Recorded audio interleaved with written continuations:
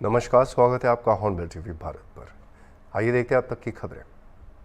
लखनऊ के eco garden में भारतीय किसान यूनियन के नेता राकेश टिकैत के नेतृत्व में हजारों किसान एकजुट हुए हैं। महापंचायत में गन्ना भुगतान, गन्ना मिलों की समस्याएं, बिजली और आवारा पशुओं समेत कई मुद्दों पर चर्चा की गई। 21 सदस्यीय प्रतिनिधिमंडल ने कृषि विभाग के अधिकारियों के साथ बैठक की। बैठक के बाद टिकैत ने कहा कि सरकार किसानों की समस्याएं नहीं सुन रही, इसलिए संगठन को मजबूत करने की ज़रूरत है। उन्होंने हर जिले में पंचायतें आयोजित करने और पंजाब हरियाणा में भी किसान एकजुटता की बात की है। टिकैत ने चेताया कि किसानों की फसलों और ज़मीनों पर खतरा मंडरा रहा है और उनकी मांगों की सुनवाई ज़रूरी है।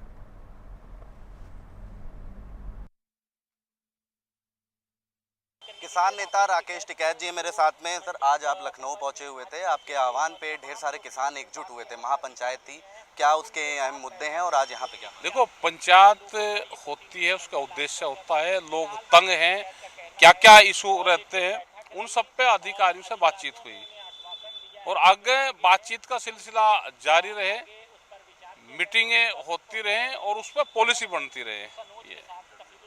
एक हरियाणा में चुनाव को लेकर के कल इलेक्शन हुआ है वहाँ पे, तो क्या लगता है आपको आने वाले समय में, क्योंकि किसान आंदोलन का वहाँ पे बड़ा असर देखने को मिला था, तो क्या बदलाव होगा? पूरा किसान आंदोलन का असर दिखेगा और सरकार बदलेगी, नई सरकार आएगी। उसके लिए सामने भी चुनौती होगी, क्योंकि एक आंदोलन बॉर्डर पे है। जब मुख्यमंत्री वहाँ शपथ लेगा तो वो बैरिकेडिंग हटाने पड़ेंगे और वे किसान फिर दिल्ली जाएंगे, तो एक बड़ा संघर्ष की फेर वो लगती है कि दशहरे से पहले एक संघर्ष फिर देश में ना हो। आज 21 लोगों का प्रतिनिधि मंडल यहाँ पे पहुंचा था, 1.5 घंटे से ज्यादा आपकी बैठक चली, उसमें कैसी सहमति बनी? आप सहमति नहीं, एक चर्चा हुई सब्जेक्ट वाइज और कुछ मुद्दों पे ये बनी कि चर्चाएं होंगी, अलग से मीटिंग उस पर होगी, खास करके भूमि अधिग्रहण पे, बिजली के इशू पे। महापंचायत का आपने आह्वान किया था, वो क्या कंटिन्यू चलेगी? अभी नहीं, आज समापन हो जाएगा उसका। तो किसान नेता राकेश टिकैत थे। आज मंडी परिषद में बैठक हुई है जिसमें 21 किसानों का प्रतिनिधि मंडल यहाँ पे पहुंचा था और उस पर कई मुद्दों पर चर्चा हुई। उन्होंने कहा है कि जो महापंचायत में इनके आह्वान पर लोग पहुंचे हुए थे वो अभी स्थगित करी जाएगी। वीडियो जर्नलिस्ट विजय के साथ अशर असरार, हॉर्नबिल टीवी, लखनऊ। उत्तर प्रदेश के डिप्टी सीएम केशव प्रसाद मौर्य ने मुजफ्फरनगर में युवा सम्मेलन और ग्राम चौपाल को संबोधित करते हुए सरकार की उपलब्धियों का जिक्र किया और समाजवादी पार्टी के अध्यक्ष अखिलेश यादव पर तीखा हमला किया है। उन्होंने राहुल गांधी पर भी कड़ी टिप्पणी की, कहकर कि वे प्रधानमंत्री के लिए अब शब्द नहीं बोलते बल्कि देश की 140 करोड़ जनता को गाली देते हैं। इस दौरान भाजपा युवा मोर्चा के प्रदेश अध्यक्ष प्रियांशु दत्त द्विवेदी ने भी जोरदार बयान दिए। यह कार्यक्रम उपचुनाव के मद्देनजर आयोजित किया गया है, जिसमें मीरापुर विधानसभा की सीट भी शामिल है। या तो आ गई होगी या आने वाली होगी, 18वीं किस्त है ये प्रधानमंत्री किसान सम्मान निधि योजना। एक किसान को जब से यह सम्मान निधि देना शुरू हुआ है 36 हजार रुपए उनके खाते में आ चुका है। माननीय नरेंद्र मोदी जी ने, ये हमारी मातृ शक्ति बैठी, महिला सशक्तिकरण की दिशा में जितना काम माननीय नरेंद्र मोदी जी के नेतृत्व में हुआ है उतना उसका 10% भी कांग्रेस वालों ने, सपा वालों ने, बसपा वालों ने किया होता तो आज हमारी माताएं बहनें अपने घर परिवार को शान से चला रही होती। यह संकल्प किसी के मन में कभी नहीं आया था कि हमारे देश की 3 करोड़ गरीब महिलाएं लखपति दीदी बन जाए। यह संकल्प भी किसके मन में आया? आदरणीय प्रधानमंत्री माननीय नरेंद्र मोदी जी के मन में आया। 3 करोड़ लखपति दीदी जब हमारे देश में बन जाएगी तो आप समझ सकते हैं कि हमारा देश किस मजबूती के साथ विकास के पथ पर आगे बढ़ेगा, परिवार आगे बढ़ेगा। अभी मैं यहाँ पर बहुत सारी लाभप्रद योजनाएं हैं सरकार, उसका कुछ प्रतीकात्मक प्रमाण पत्र आदि देना है। अभी हम राष्ट्र को, बहनों को समर्पित करने का, किसानों को समर्पित करने का काम करेंगे। लेकिन आज में सारा दृश्यावलोकन करिए तो आपको ध्यान में आएगा भारतीय जनता पार्टी है तो सबका साथ है, सबका विकास है। भारतीय जनता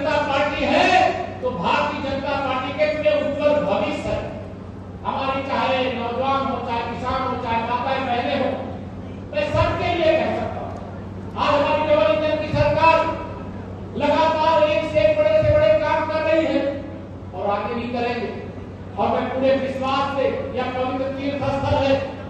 यहाँ से कह सकता हूँ कि मीरापुर की जो विधानसभा है, भारतीय जनता पार्टी गठबंधन यह सीट आप सबके आशीर्वाद और समर्थन से जीतेगा और देश के अंदर एक संदेश देने का काम करेगा। प्रदेश में 2027 में फिर से भारतीय जनता पार्टी की सरकार बनाने का रास्ता साफ करने का काम। इस दौरान केशव प्रसाद मौर्य ने इंडिया गठबंधन पर निशाना साधते हुए कहा कि समाजवादी पार्टी और कांग्रेस के गठबंधन से लोगों का विश्वास उठ गया है।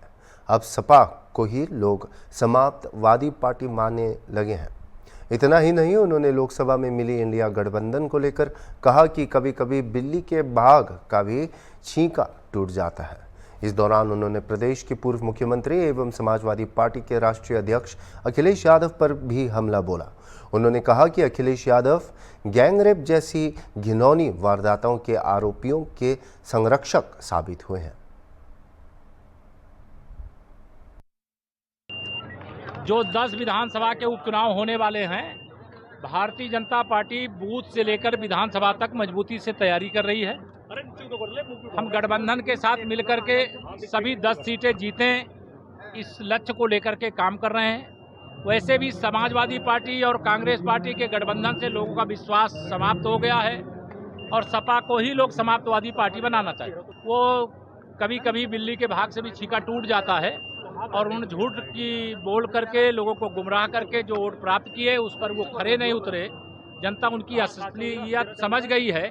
इसे सपा हो या कांग्रेस हो, उनको अब सबक सिखाने के लिए लोग तैयार हैं। देखिए, आप जिम्मेदार पत्रकार हो, नाम नहीं मैं जानता, लेकिन जब गैंगरेप जैसी घिनौनी घटना होती है और ऐसे आरोपियों को अगर समाजवादी पार्टी के मुखिया श्री अखिलेश यादव जी संरक्षण देने का काम करते हैं, चाहे वो अयोध्या का मामला हो, चाहे उनके संसदीय क्षेत्र कन्नौज का मामला हो और चाहे प्रदेश में अन्य कहीं स्थान का मामला हो, तो वो तो अपराधियों के संरक्षक बनकर के साबित हुए हैं और वह जांच चल रही है, उस पर कोर्ट में मामला है।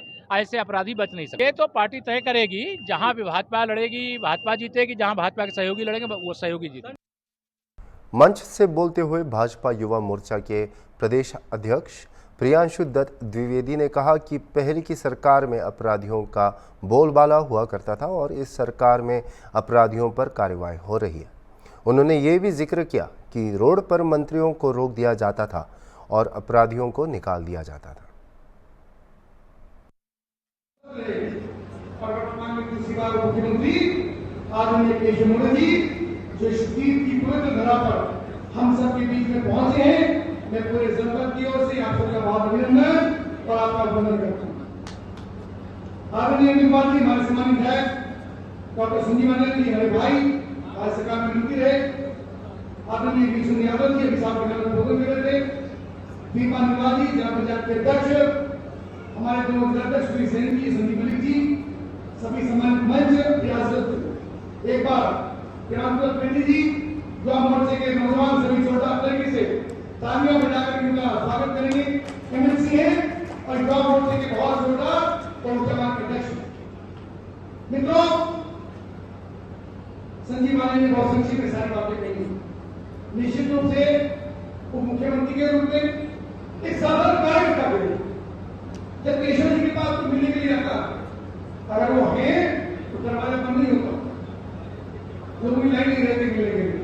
छोटे छोटा कार्यकर्ता जब वहां जाता है, उनका प्यार, उनका दुलार, उनकी बात सुनना, समस्या का समाधान करना, अधिकारियों के काम में तो थोड़ा टेलीफोन करना, ये उनके काम की शैली है जिसके कारण से पूरे प्रदेश के अंदर और प्रदेश से बाहर की भरपूर लोकप्रियता आधुनिक मोदी जी की।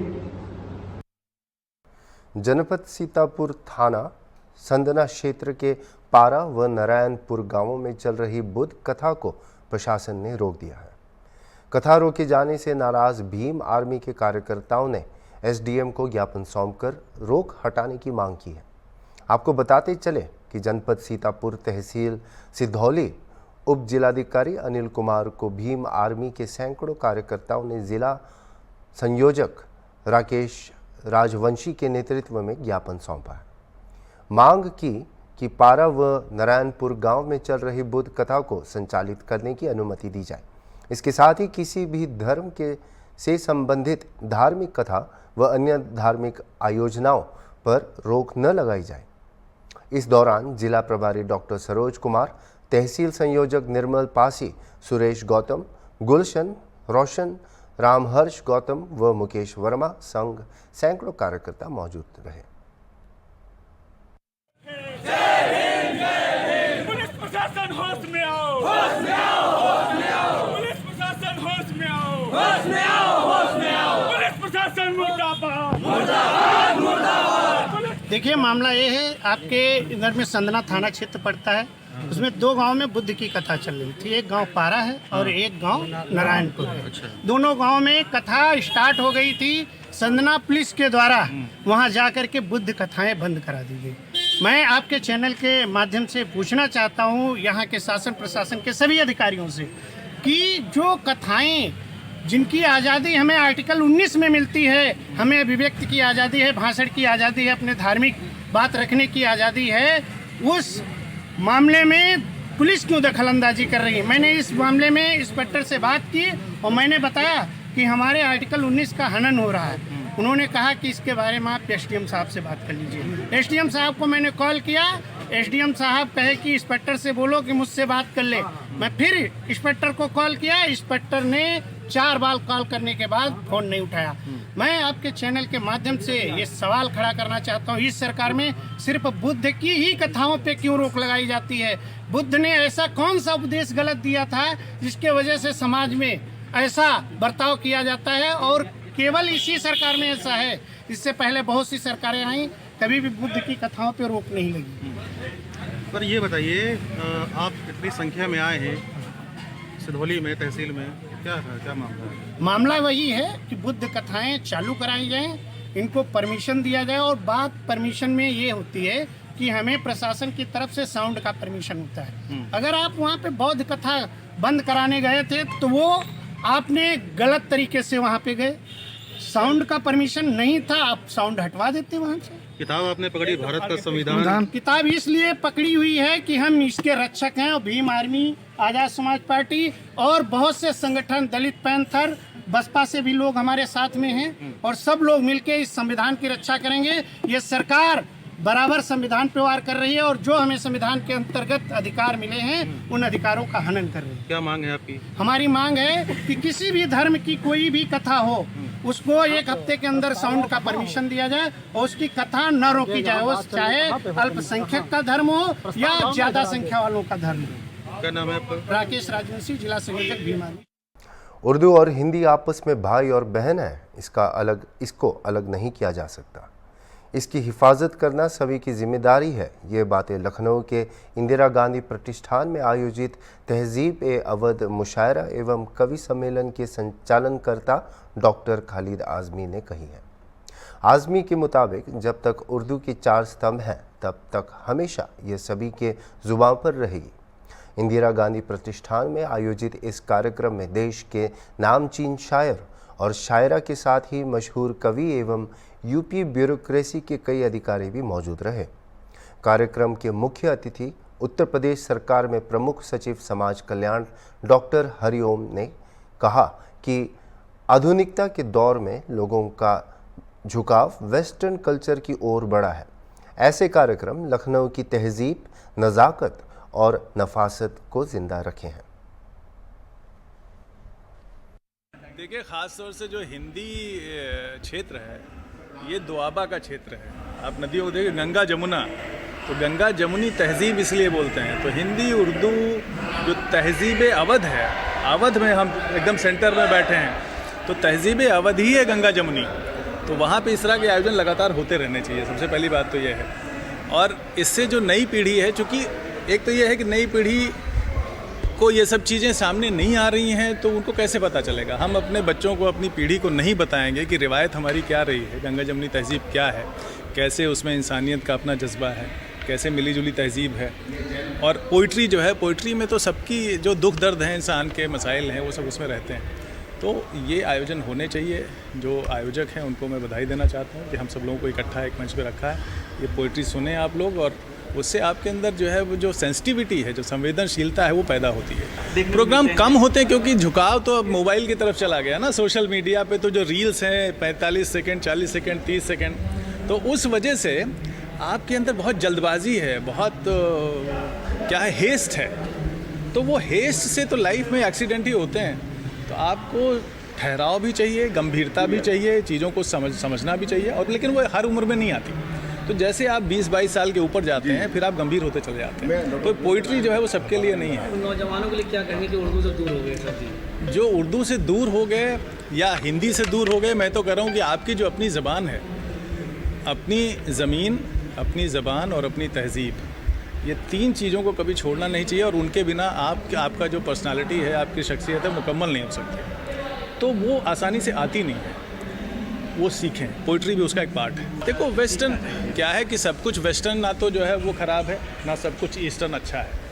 हमें उसमें से कबीरदास का एक दोहा है कि जिन डूबा तिन पाइयाँ गहरे पानी पैठ, मैं बपुरा बूढ़न डरा रहा किनारे बैठ। तो जो सुपरफिशियल लोग हैं, जो ऊपर ऊपर सब कुछ चाहते हैं, उनको कुछ मोती हासिल नहीं होता। तो मोती तो सागर में डूबने पर ही मिलता है, इसलिए ऐसी शख्सियतें कम होती हैं। आप कह रहे हैं कि पॉपुलैरिटी कम हो रही है, आप देखिए हॉल भरा हुआ है, ऐसा नहीं है। अब उसमें जो यंगर कल्चर, मतलब जो जनरेशन है, एकदम यंग जनरेशन, 18 टीनेजर्स को क्या समझ में अभी आएगा? टीनेजर्स की दुनिया दूसरी है। लेकिन जैसे वो पढ़ाई लिखाई का दौर एकदम आखिरी में आके और ज़िंदगी के उस पर आएंगे संघर्ष में, तो उनको पोइट्री भी समझ में आने लगेगी, उनका दिल टूटेगा, वो नाकामयाब होंगे।